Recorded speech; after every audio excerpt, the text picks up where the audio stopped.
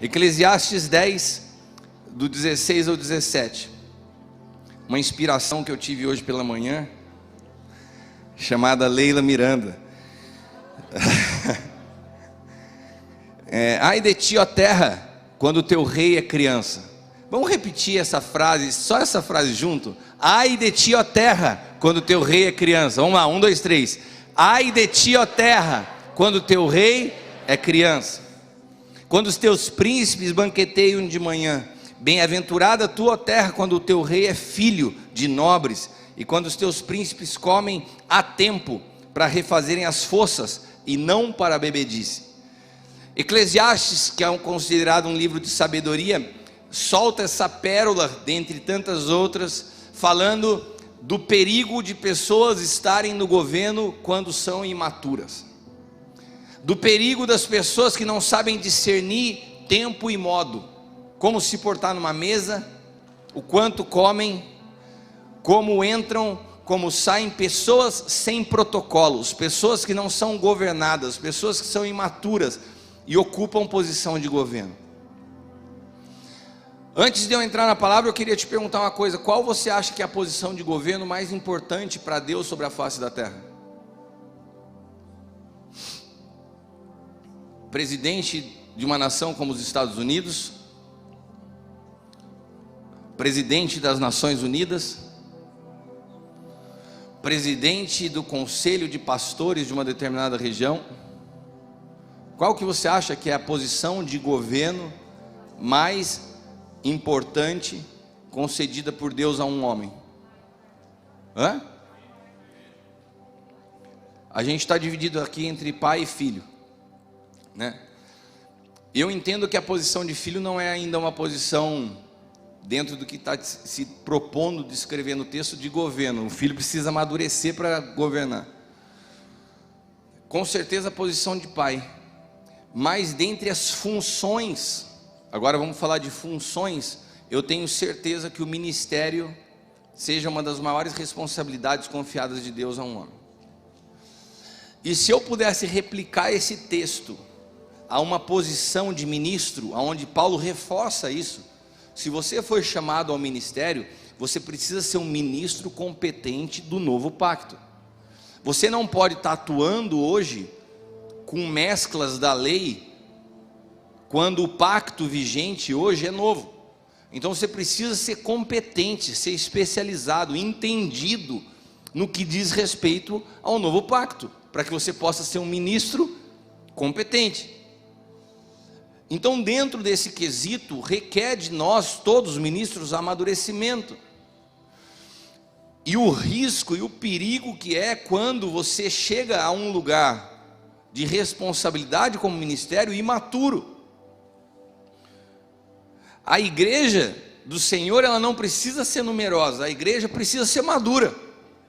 Uma igreja numerosa sem maturidade, ela não produz transformação social. Uma igreja numerosa sem maturidade, ela não estabelece governo. Uma igreja numerosa, mas sem maturidade, ela produz mais escândalo do que desejo por Cristo. E sabe qual é o problema? É que a ausência de maturidade da igreja é só um reflexo da ausência da maturidade dos ministros que cuidam dessa igreja. O problema reside em nós, ministros, pastores, profetas, evangelistas, mestres, pessoas que têm a responsabilidade do cuidado das vidas, de trazer direção, de se sentar à mesa, de ouvir uns aos outros. Nós nos fechamos nos nossos guetos evangélicos, nos nossos guetos denominacionais, perdemos a dimensão do que é o corpo de Cristo, nos isolamos. A grande maioria dos pastores não são cuidados por ninguém, não prestam conta das suas vidas a ninguém, completamente desgovernados. A nossa representação como igreja nas diferentes áreas da sociedade é uma representação infantil, porque entre nós pastores há muita infantilidade. Então, quando a Bíblia fala em Eclesiastes: ai de ti, ó terra, quando teu rei é uma criança, Eu poderia repetir isso e falar assim: ai de ti, Brasil, porque o povo evangélico dessa terra é infantil. As consequências do que nós vivemos como nação tem muito mais a ver com o que acontece dentro da igreja do que com o que acontece no ambiente político. Porque quando Deus olha para a terra, o governo de Deus está confiado à igreja, não à política. Uma igreja madura produz políticos maduros. Os nossos políticos são o reflexo do que acontece nos nossos ambientes eclesiásticos. E nós vivemos uma dicotomia. Eu falava muito sobre o paradoxo de Pedro no final de semana, que foi uma frase que eu ouvi durante essa viagem, que o Espírito Santo me falou. O que acontece com aquele homem que ele negava Jesus e as pessoas olhavam para ele e falavam: você é crente? Ele falou: não sou, não frequento o sonho de Deus, não sou da aljava, não sou crente. Os caras falam: você é crente, você anda com eles. E o que acontece que hoje em dia um monte de gente fala assim: olha, eu sou crente. Os caras falam: não, você não é crente não. Você não é crente, as suas atitudes não são de crente. Não, mas eu estou lá, eu frequento a aljava. Mas você não é crente não. Tem um paradoxo nos dias que nós vivemos. O que acontece? Que tem gente que fala assim, a gente vê um Pedro falando: não sou, enfaticamente não sou. E as pessoas: você é. E hoje tem gente que fala assim: não, eu sou pastor, olha a minha carteirinha de pastor. Olha o estatuto da minha igreja. Os caras: você não é pastor não. Teve uma época que você falava que você era pastor, as pessoas abriam um sorriso e falavam assim: que bênção, irmão. Hoje você fala assim: sou pastor, as pessoas assim: ih, ó, o que está acontecendo? O que a gente está fazendo com o evangelho que nos foi confiado? Essa bagunça. A gente perdeu de vista o que é essa construção espiritual, e a gente colocou os nossos olhos só naquilo que é visível. A gente contempla número, a gente contempla resultado, a gente contempla estrutura, mas a gente perdeu de vista o que é maturidade. O sistema alimenta essa igreja imatura. É conveniente, porque assim como 1% da população detém a riqueza, é 1% das estrelas gospel que detém a voz do que é o evangelho nessa nação. Mas Deus vai mudar essa história. Deus está chacoalhando essa terra. Sabe por quê? Porque ainda há um remanescente que não se curvou, que não se corrompeu. Ainda há um povo que está entendendo que quer Jesus por Jesus, não quer Jesus pelos benefícios que o evangelho pode produzir. Mas a gente vive essa dicotomia hoje: crianças que querem ser adultos e adultos que querem ser crianças. O cara acabou de se converter, mas é uma pressa por tomar um microfone na mão, é uma pressa por querer ter algo a dizer, há uma pressa por querer se sentir útil fazendo alguma coisa. Me coloque em alguma coisa, me põe para fazer. Me deixa dançar na igreja, me deixa pegar uma bandeira, me deixa pegar um instrumento, mas eu quero fazer. Não vai lá congregar só, irmão. Senta lá, ouve a palavra. Não, mas eu sou pastor. E daí? Por que tem essa sede por fazer as coisas? Você é criança, desgovernado, precisa amadurecer. Se permita alguém tomar na tua mão e te fazer caminhar até que você enxergue direito. Foi isso que precisou acontecer na vida de Paulo. O cara era o fariseu, formado aos pés da melhor escola de teologia da época. Teve Gamaliel como mestre. Daí um dia Deus para ele no meio do caminho e fala: vou mostrar para você que tudo isso aí é lixo. E daí cega os olhos dele, e ele precisa dar a mão para alguém.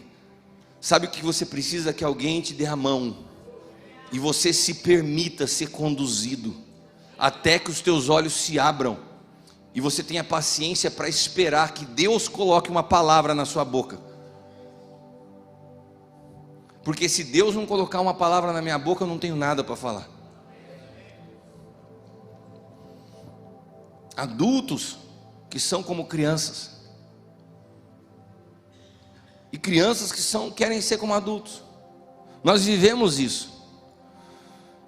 Atos 13, 27 diz assim: os que habitam em Jerusalém e suas autoridades não conheceram a Jesus, e nem as vozes dos profetas que são lidas todos os sábados, e condenando-o, cumprindo as profecias.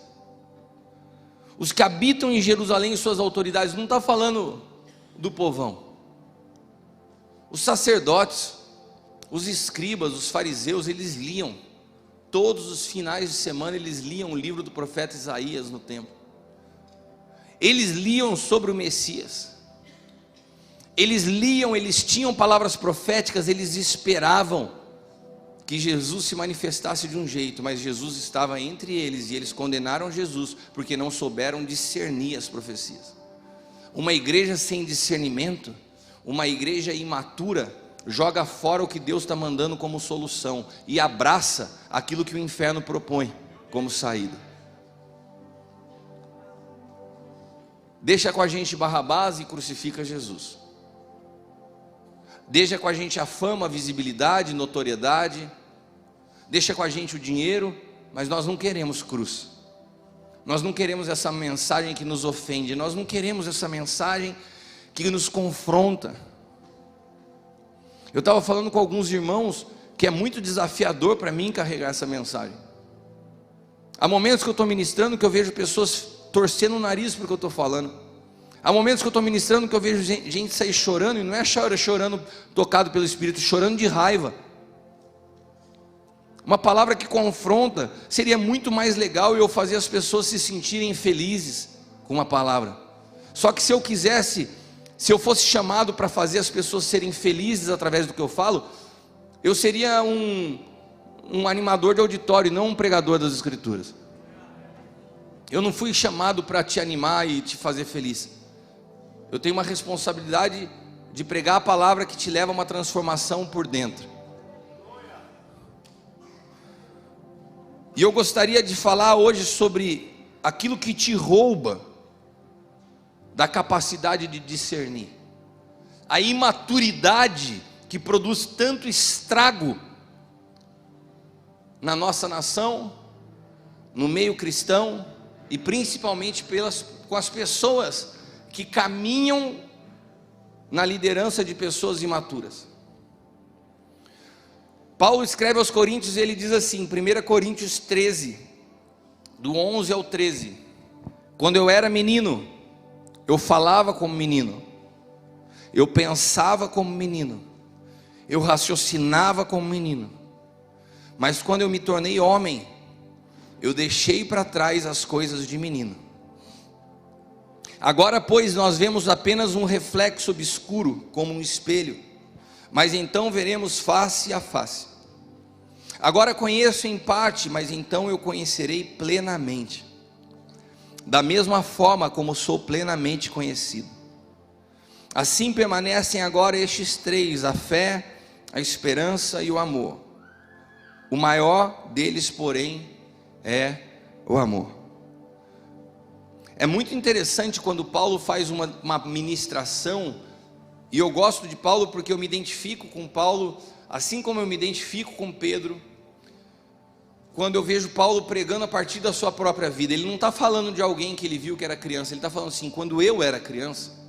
E ele não está falando da sua infância, ele não está falando da época que ele jogava bolinha de gude, ele não estava falando da época que ele empinava pipa. Ele estava falando o seguinte: quando eu, como homem maduro, me portava como criança, quando eu, achando que servindo a Deus eu perseguia os meus irmãos, quando, apesar de homem maduro, o meu jeito de pensar, minha maneira de ver a vida era infantil, só teve uma solução: foi o dia que eu me tornei homem, e eu deixei as coisas de menino. Eu estava numa conferência, essa viagem que eu fiz agora, eu passei por Boston, numa conferência de homens antes de ir ao Japão. Eu ministrei 3 dias para homens, a maioria deles uma mistura de americano com latinos. 3 ou 4 brasileiros, o resto todos hispanos e americanos. E eu estava falando sobre essa palavra apenas 2 semanas após o falecimento da minha mãe. Uma viagem onde eu tive que, pela primeira vez depois de muito tempo, fazer sozinho. Eu não aconselho ninguém, nem o apóstolo Hélio me aconselha a ir sozinho, mas por uma série de fatores eu precisei ir sozinho e eu acabei entendendo que foi de Deus eu ter ido sozinho. Mas foi o tempo todo eu administrando meus pensamentos, eu lutando contra os meus pensamentos. Às vezes 12 horas só na primeira perna de voo dentro do avião. Chega uma hora que não tem mais filme, chega uma hora que você está cansado de posição. Pegava o celular assim, vinha foto da minha mãe, vinha vídeo da minha mãe, ela falando. Se eu alimentasse a minha alma, eu acho que eu entrava num buraco de tristeza.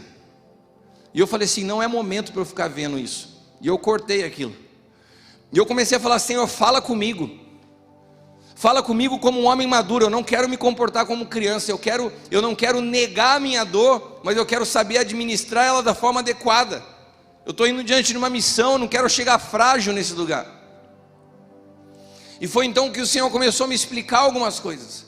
E quando eu cheguei naquela conferência, eu fui falando daquilo que o Senhor foi falando comigo no avião. Eu não estava falando de ninguém, estava falando de mim. De como administrar, como nós reagimos muitas vezes de forma almática às realidades da vida. E no primeiro dia que eu ministrei, tinha um rapaz que estava sentado, um homem, sentado assim no segundo banco, no meu lado esquerdo, bem aonde os pastores aqui de São Paulo estão assim. E toda hora eu ministrava, meu olho caía nele, porque eu via que ele torcia a cara para mim. Eu falei, ou esse cara está endemoniado, ou ele não foi com a minha cara. Ele me olhava assim, e fazia assim, me olhava assim, eu falei, caramba. E eu estava até esperto, de verdade, eu não conhecia o povo. De repente, esse cara vem para cima de mim aqui, eu vou ficar esperto aqui. Acabou o culto, terminei a palavra, fiz o apelo, aquela almarada chorando ali na frente, e o cara não estava. Ele levantou, todo mundo de joelho, ele foi embora a pé. Quando acabou o culto, todo mundo ali em pé, se abraçando, confraternizando, vai saindo um, foi saindo o outro. Quando eu vejo, esse cara volta. Ele volta, eu estava em pé na frente. Ele falou, posso falar com você? Eu falei, pode. Ele falou assim, você me confrontou hoje, a manhã inteirinha. Ele falou assim, eu vou te contar o que aconteceu. E daí ele não conseguia falar, ele só chorava. Daí eu abracei ele e falei, o que aconteceu, meu filho? Daí ele só chorava. E eu fiquei assim com ele uns 5 minutos. Daí ele virou para mim e falou assim, apóstolo, eu descobri essa semana que o meu melhor amigo me traiu com a minha esposa. E sexta-feira, esse culto que eu estava pregando era o sábado. Ele falou, sexta-feira, ontem, eu encomendei a morte dele. Já dei a grana para o cara. E esse cara estava indo fazer o trabalho, matar o meu amigo, agora cedo, na hora que o senhor estava pregando. E a hora que você falava, eu me sentia como um menino reagindo àquela situação da forma como eu estava reagindo. E toda hora que eu pensava, eu falava assim, não, mas tem que fazer assim. Você vinha e você falava algo que parecia que você estava falando para mim. E você olhava para mim. E eu fiquei pensando assim comigo, a única coisa que eu não queria durante a pregação era olhar para ele. Ele falou assim, você olhava para mim e você falava assim, isso é coisa de menino. E eu ficava assim, não, eu vou matar esse cara. Mas na hora, no final, quando você fez o apelo, ele falou assim, quem quer deixar hoje de ser menino? Eu me levantei e não vim no apelo. Eu saí e liguei para o cara que ia matar ele e falei assim, não precisa mais matar, já está resolvido. Ele falou, não, mas eu estou com a tua grana e não vou devolver. Ele falou, pode ficar com a grana, você não precisa mais matar o cara. E eu quero te agradecer, porque hoje o Senhor me livrou de ter feito a pior coisa da minha vida.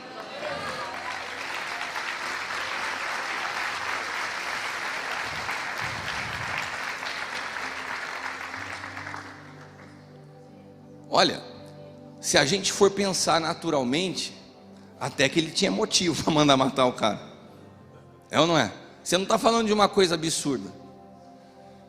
Mas o que eu quero dizer é que tudo se torna pequeno quando a sua mente é transformada.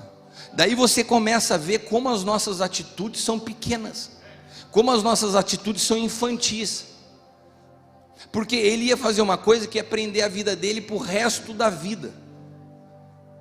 O perdão parece muitas vezes ser mais complexo, mas o perdão é libertador. O perdão é coisa de gente madura. Agora a vingança é coisa de criança. Mas isso só fica perceptível quando Deus muda a tua ótica, quando Deus muda a tua visão. Porque para quem só quer vingança, não tem outra palavra que sirva. Ela não vê outra coisa diante dos seus olhos. A palavra, quando eu era menino, a palavra que Paulo usa é a palavra népios, que significa inexperiente em entendimento, ou sem entendimento. Paulo não está falando de uma idade cronológica, ele está falando quando eu não tenho clareza das coisas do Espírito, as minhas reações são inconsequentes. Só que o processo para que você tenha clareza nas coisas do Espírito é um processo longo. Você precisa ser formado como filho. Só que eu acho que, na minha modesta opinião, o maior problema hoje da igreja é a pressa. Alguns métodos de crescimento, que a pessoa se torna líder de célula, 2 meses depois a célula se multiplicou, o cara já é um líder. Cara, como que você forma alguém em 2 meses? Não tem método que funcione. A formação é um processo. Jesus falou: você quer ser meu discípulo? Vem e segue-me. Vamos andar junto, vamos caminhar junto, vamos aprender através das situações da vida. Não tem escola que possa te dar um diploma de pastor que em 2 meses, 2 anos você esteja maduro. E daí a gente, pela pressa do crescimento, pela pressão do crescimento, vai habilitando pessoas que não estão habilitadas pelo Espírito, colocando gente imatura em posição de governo. E ai da terra que tem no governo criança, conforme o texto de Eclesiastes. Existem pessoas fazendo coisas que aparentam ser maduras, mas através de um pensamento infantil. Então o pregar o evangelho, o pastorear uma igreja, parece ser coisa madura, a ação parece ser madura, mas quem está fazendo, faz através de um pensamento infantil. Tem muita gente pastoreando para se sentir aceito. Tem muita gente que não deu certo em nada da vida, daí vai para o ministério e quer ter o seu momento de fama, o seu momento de domínio. Aqui eu mando. Você não entendeu a motivação do evangelho. Quando a gente fala de governo na Bíblia, nós não estamos falando de controlar e dominar pessoas, nós estamos falando de servir. O governo na Bíblia é servir aos outros, não é domínio e monopólio sobre as pessoas. E o que acontece quando pessoas imaturas chegam em posições de governo? Competição, disputa, briga. Isso é coisa de gente imatura.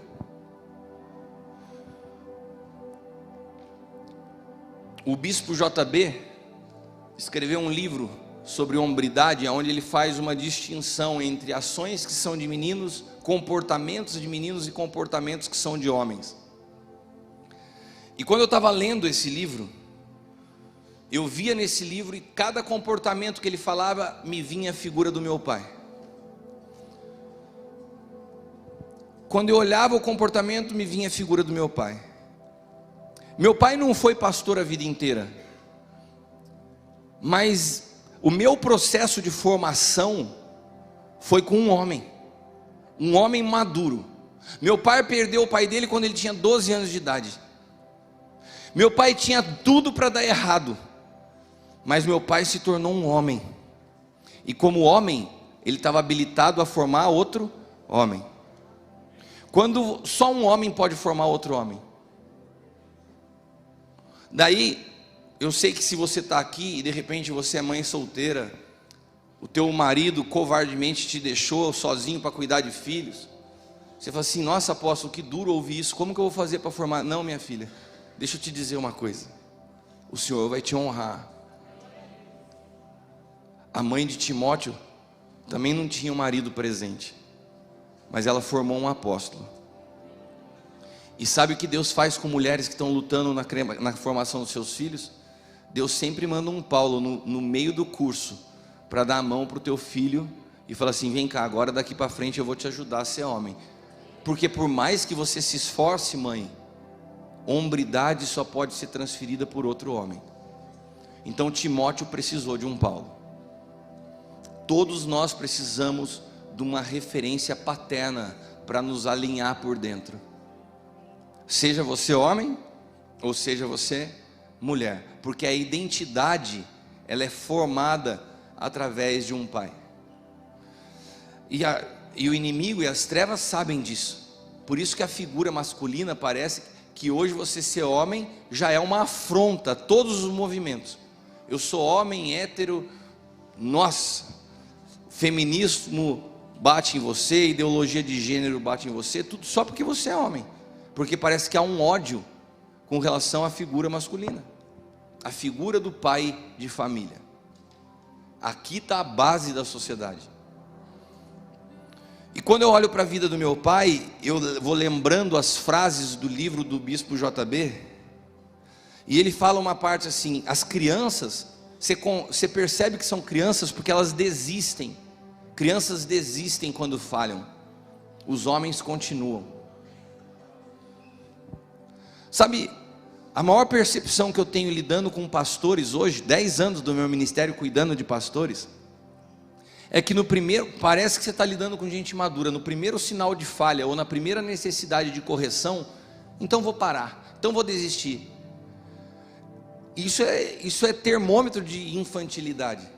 Não consegue ser corrigido, não consegue suportar a sua própria falha.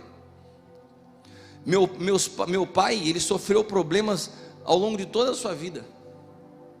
Eu vi meu pai tendo problemas na empresa, eu vi meu pai tendo problemas com saúde, eu vi meu pai acabar de perder minha mãe, 52 anos de casamento, fora o tempo de namoro. Sabe o que eu vejo hoje? Uma semana depois que a minha mãe faleceu, eu levei para ele um monte de livros de hombridade, falei: pai, você precisa se atualizar, você ficou muito tempo dentro de casa cuidando da minha mãe, mas você tem muito a compartilhar da tua vida no Evangelho. Você é uma figura emblemática de um homem, de um pai, que muitos homens precisam ouvir. Então você precisa voltar a ler, você precisa voltar a entender o que Deus está falando nesse tempo. Esses dias eu passei lá, ele falou assim: você tem mais livros? Eu já li todos que você me deu. Meu pai ele não para nas suas dores. As crianças têm facilidade para se esquecer dos seus pais.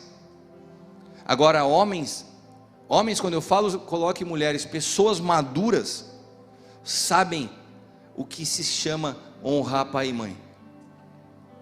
Você sabe que se você vai lendo os textos dos 10 mandamentos, você vê sempre proibição, proibição, proibição. Não matarás, não furtarás, não. Daí tem um mandamento que começa a mudar a história, que é um mandamento afirmativo, ele não é uma negativa, que é honrar pai e mãe. A honra aos pais, e aqui eu posso falar teu pai natural, ou você que foi criado pelo teu avô, pelo teu tio, ou você que já entendeu o que é paternidade espiritual e entende o que é honrar alguém que cuida da tua vida, alguém que te ajuda no processo de desenvolvimento e formação. Crianças são hábeis em se esquecer. Agora, pessoas maduras são pessoas que carregam a honra como um colar no seu pescoço. Eu aprendi honra com meu pai, por isso eu sei muito bem a diferença de honra e de bajulação. Eu sei o que é viver por uma família. Eu sei o que é me sacrificar financeiramente para cuidar de um processo de câncer que a minha mãe viveu. Meus últimos meses foram todos assim, porque eu entendo que a honra requer responsabilidade. Eu posso falar por mim e por meus irmãos, nós não tivemos um tipo de discussão no sentido de falar: pô, e agora, como que está? Não, nós três porque nós três fomos formados em honra. Nós três nos unimos e falamos assim: cara, a gente tem que abraçar a vida do meu pai e da minha mãe, agora nós somos responsáveis por cuidar disso, porque o Senhor através dos nossos pais, nos formou pessoas maduras. Não teve ninguém passando a responsabilidade para o outro. A gente precisa ir junto fazer isso aqui acontecer. Outro comportamento de menino é meninos imaturos querem mulheres. Homem maduro, ele precisa de uma só mulher para cuidar o resto da sua vida. Sabe, eu não gosto muito quando eu converso com pastores e falo assim: você viaja muito, tem que ficar esperto, hein? Tentação, viajar sozinho. Eu fui para o Rio essa semana ministrar, estava com 3 pessoas no carro na volta, estava o Hilton, o Manuel, meu amigo, e o Davi Arcas. E eu estava falando com eles no carro, falei assim: eu nunca tive uma pessoa passando assim, invadindo a minha privacidade, uma mulher ao longo de 25 anos de ministério. Eu nunca tive uma cantada, nada. Quando Deus cria o homem, lá no Gênesis, Ele cria o homem, põe o homem para cuidar, cultivar, guardar, proteger um jardim. Quando o homem está guardando, cultivando, protegendo o jardim, Deus fala assim: não é bom que você esteja só, vou te trazer uma ajudadora idônea. Então Deus traz uma ajuda idônea para um homem que já tinha aprendido o que era cultivar, guardar e proteger. Então, para um homem que sabe guardar, cultivar, proteger, zelar por aquilo que Deus confiou, Deus sempre vai dar uma ajuda idônea. Agora, para um cara que não sabe guardar, cultivar e proteger, digo eu, não o Senhor, é bom que permaneça só. Não é bom que um homem que sabe guardar e proteger esteja só. Mas para um menino imaturo que quer um monte de mulher porque não sabe cuidar de uma, é bom que você continue sozinho. Não vai estragar a vida de uma mulher, fica sozinho, cresce, amadurece.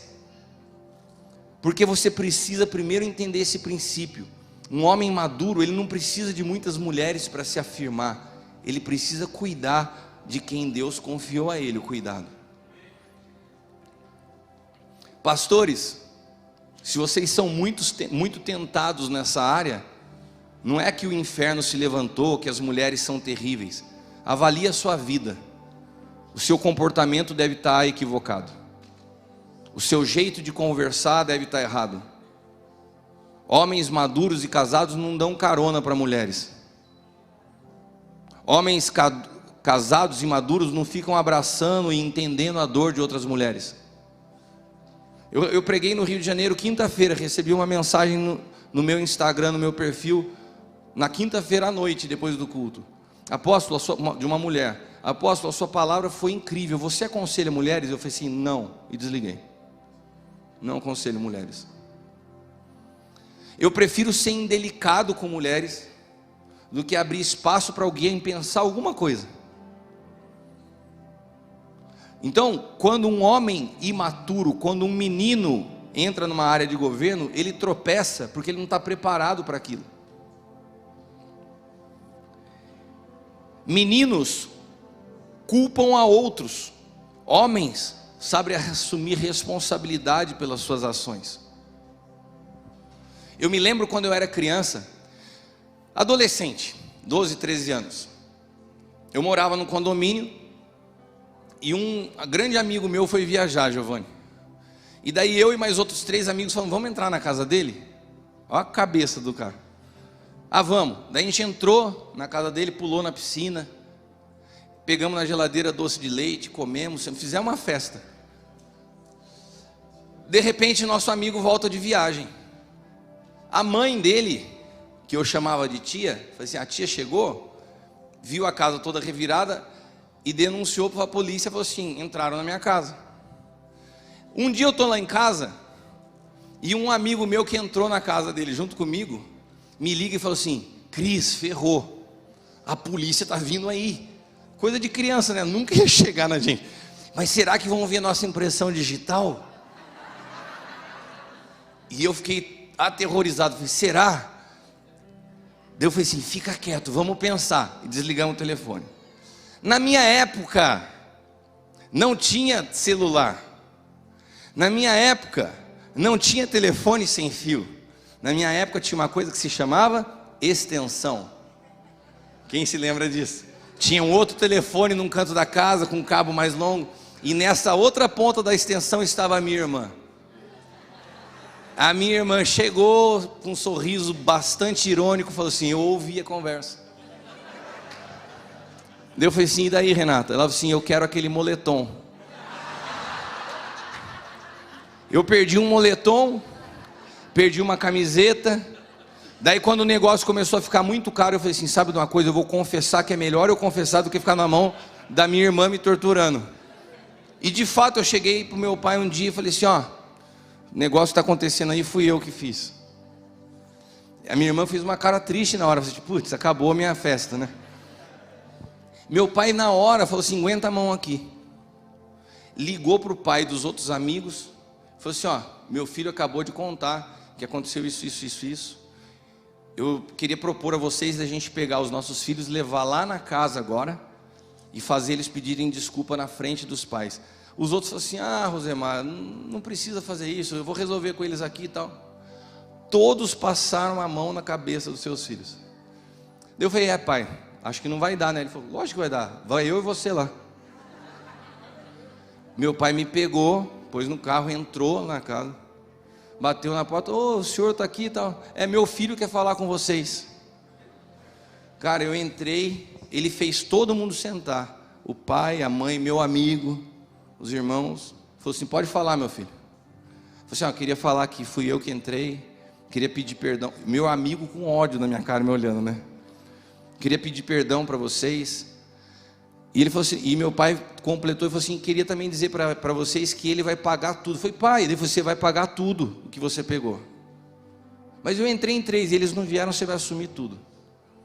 Eu tive que me virar, vender coisa minha, não trabalhava, para pagar tudo que eu tinha feito de errado naquilo lá. Sabe o que meu pai estava me ensinando? Que um homem tem que assumir responsabilidade pelos seus erros. A gente está diante de uma geração que, se a professora chama a atenção do filho na escola, o pai chega na escola e fala assim: do meu filho você não fale assim, ele tem TDAH, ele tem síndrome disso. E a gente cria um monte de coisa. Eu não estou falando que não tenha, só que independente de qualquer problema que o seu filho possa ter, que eu entendo, pode ter até diagnóstico médico, tem uma coisa que todos os nossos filhos, tenham o que tiver, vão precisar, que se chama correção. Um pai foi colocado na vida de um filho para corrigir. Quando você deixa de corrigir o teu filho, você está criando uma bomba relógio, você está criando um problema para a sociedade. Então eu aprendi com o meu pai a assumir responsabilidade pelos meus erros. E às vezes eu estou conversando com um pastor, com um cara que tem cabelo branco, um cara barbado, com um cara que cuida de congregação. Você fala: pastor, tá errado. E o cara dá uma volta com uma conversa fiada, para não assumir a responsabilidade de falar assim: eu errei.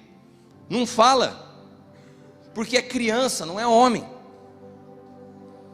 Sabe, tem outra frase do bispo JB, que eu também vejo muito a vida do meu pai nisso, porque ele fala assim: meninos estão orgulhosos quando deveriam ser humildes, e homens são humildes quando poderiam ser orgulhosos. Vocês sabem, a vida inteira eu trabalhei junto na companhia, meu pai como presidente e eu era diretor da empresa. E às vezes a gente tinha conversas e nós nunca tivemos mimimi, a gente tinha que resolver assuntos sérios, importantes. Eu não sei se você já viu, entrou numa obra de construção civil, ninguém chega para um mestre de obra ou para um pedreiro e fala assim: querido, poderia o senhor remover essa massa daqui e colocar... Ô irmão, vamos lá, bora, vai, tira daqui. É o jeito de você falar na obra. Então as nossas conversas, a gente conversava assim e tal. E um dia eu estava explicando uma coisa numa reunião, meu pai falou assim: não, a gente não vai fazer isso, vamos fazer assim. Ele me interrompeu, e quantas vezes eu também já tinha feito isso com ele. Era normal. Mas quando meu pai fazia isso, ele chegava em casa, falava assim: filho, vem cá, eu queria te pedir perdão pelo jeito que eu falei hoje, eu não sei se eu fui muito legal na maneira. Eu falei: pai, você é meu pai, você é o dono da empresa, você não tem que me pedir perdão de nada. Sabe, ele tinha 2 posições somadas de autoridade sobre a minha vida: meu pai, meu patrão, dono da empresa. Ele tinha todas as possibilidades para ter uma posição e o fazer uso dessa posição sobre a minha vida, mas mesmo assim ele tinha humildade de descer e me pedir perdão. Eu vejo às vezes problemas de relacionamento entre pais e filhos, porque o pai fala assim: eu vou pedir perdão para o meu filho? Eu vou me rebaixar pedir perdão para o meu filho? Rebaixar? Sabe, um homem maduro, ele não tem problema com a humildade. Agora, criança que é orgulhoso quando deveria ser humilde. Então eu fui lendo esse livro e fui vendo esses exemplos do meu pai em todas as situações. Tem uma outra frase, só para eu concluir essa parte do livro, que o bispo fala assim: meninos contam mentiras suaves para fugir do enfrentamento. Homens dizem a verdade, não importa se isso lhe deixará mal diante de pessoas ou lhe trará prejuízos. Deixa eu só fazer uma pergunta para você.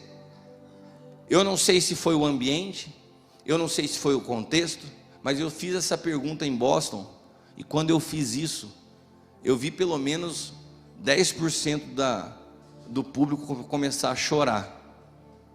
Eu não sei o impacto que isso tem na sua vida hoje, pode ser que nenhum.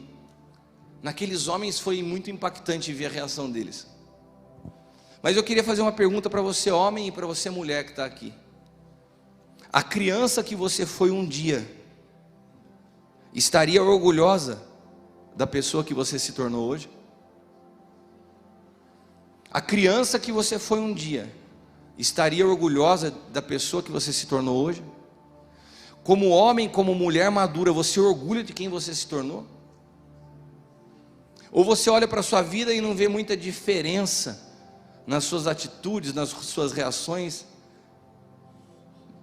muitas vezes tão semelhantes à criança que você era, birrenta, mimada, frágil, mentirosa, se escondendo de assumir responsabilidades. Paulo, ele tem uma virada de chave quando ele reconhece: eu agia como menino, eu pensava como menino, me comportava como menino, agora que eu cheguei a ser homem, eu tenho que deixar o comportamento de menino. Olha para quem está do teu lado, a não ser que seja sua esposa e seu esposo, e fala assim: você precisa deixar de ser menino, precisa deixar de ser criança. Eu falei a não ser que seja sua esposa, porque essa é a hora para dar uma cutucadinha, né? O senso de identidade de uma pessoa madura vem de dentro e não de fora.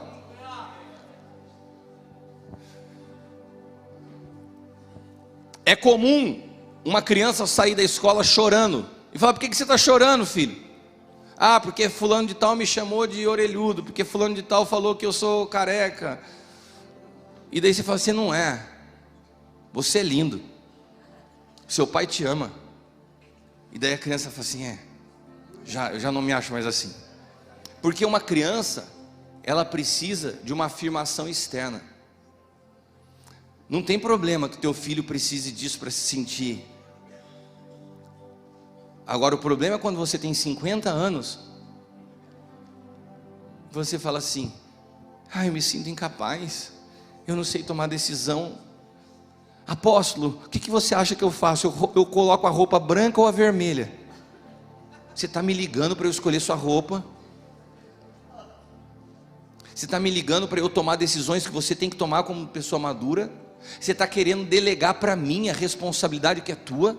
Para daí, se você toma uma decisão e der errado, você fala assim: mas eu fiz exatamente o que você falou, apóstolo. Para cima de mim, não. Eu não vou assumir responsabilidade de gente madura que quer se comportar como criança. Um sinal da tua maturidade em Cristo é quando você tem num pai um conselho e não uma muleta.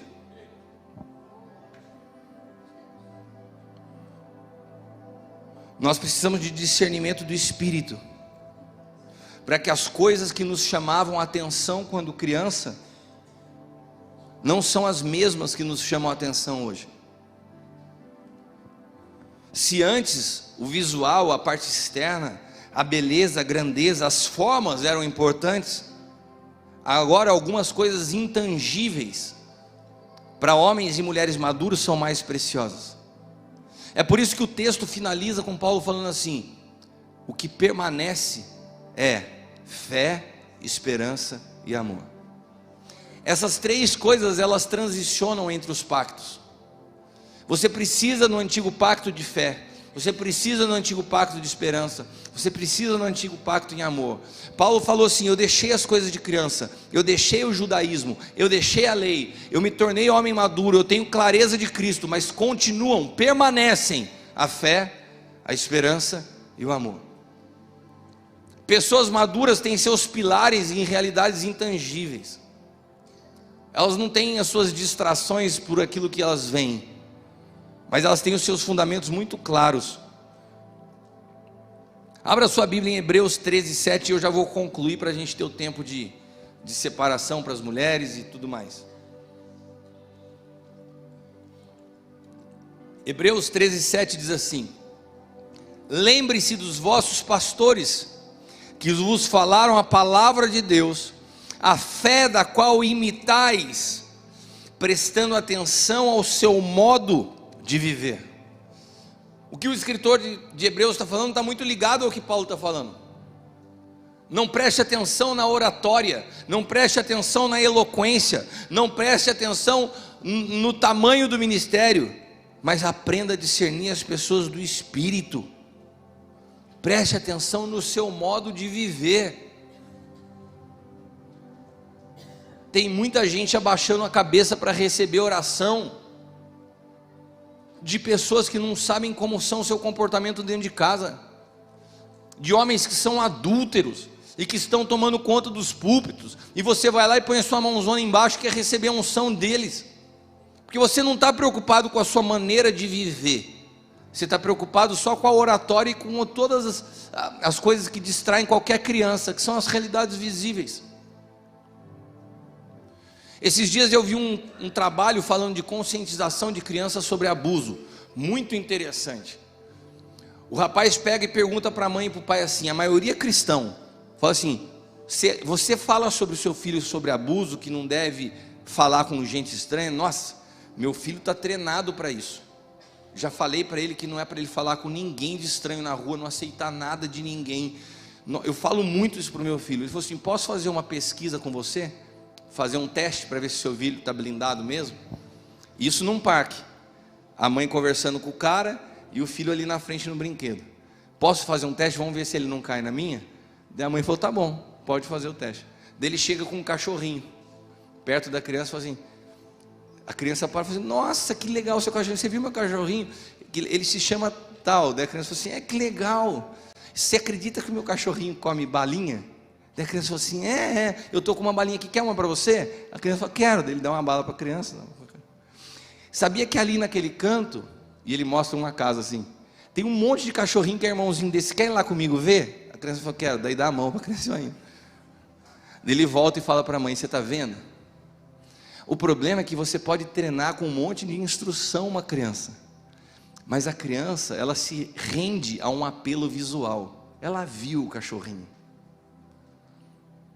Sabe quando a gente olha que a gente está diante de meninos, você pode estar ouvindo 10 anos uma mensagem profunda no teu espírito, mas você se rende aos apelos visuais, você se rende à grandeza e à forma das coisas, você se impressiona com tudo que é visível, você começa a se sentir frustrado quando você chega no culto de domingo e tem poucas pessoas sentadas na cadeira, porque para você o número é importante.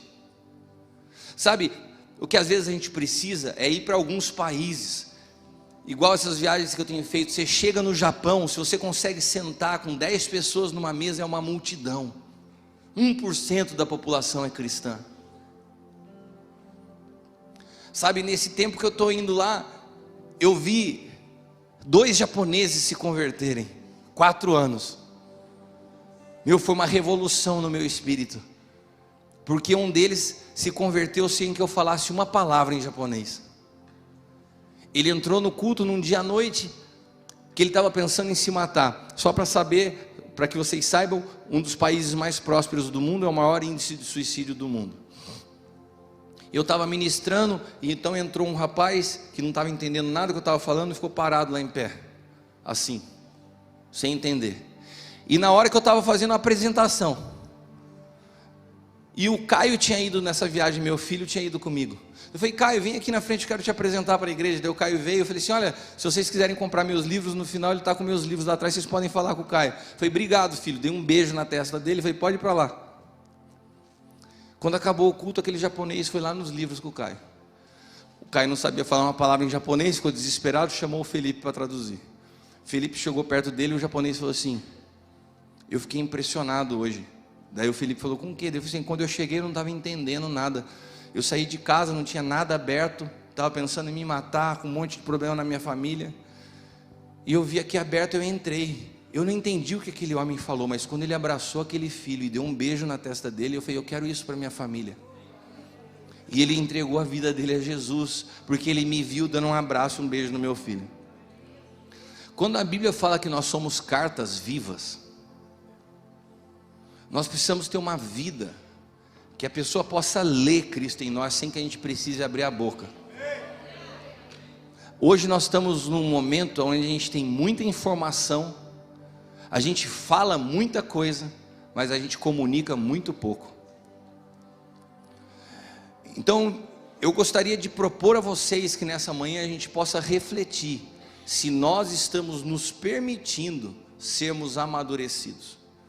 Porque, como eu já falei algumas vezes, o processo de amadurecimento requer o investimento de um pai no desenvolvimento de um filho, mas requer de um filho a disposição de ser adotado por um pai para que possa amadurecer. Foi o processo que Jesus viveu com José, foi o processo de Timóteo com Paulo, e é o processo que segue sendo vigente hoje, para que eu e você possamos ter maturidade e sairmos da condição de meninos espirituais. Amém? Eu quero orar por vocês, e assim que eu orar, daí a gente separa, as mulheres vão para lá com a Leila, nós ficamos aqui para a gente conversar um pouco sobre a palavra, e depois nós retomamos aqui para encerrar e ter a ceia, tá bom? Vamos orar? Feche teus olhos. Pai, nós te damos graças nessa manhã. Eu quero te agradecer por cada pessoa que está aqui hoje presente, aqueles que não puderam vir, aqueles que nos acompanham pela internet, e que o teu Espírito Santo possa nos ensinar. A tua palavra diz que é o teu Espírito que testifica ao nosso Espírito que somos filhos. Que o teu Espírito possa prosseguir essa obra de gerar em nós essa identidade eterna, essa clareza, nos libertar das sombras para a luz, nos libertar da imaturidade para um lugar de crescimento e avanço em Cristo. Nos liberta dos nossos temores, da nossa visão limitada. Senhor amado, que o teu Espírito tenha governo sobre as nossas emoções, sobre a nossa alma, e que nós possamos viver a plenitude do que já foi conquistado por nós na cruz, em nome de Jesus, amém.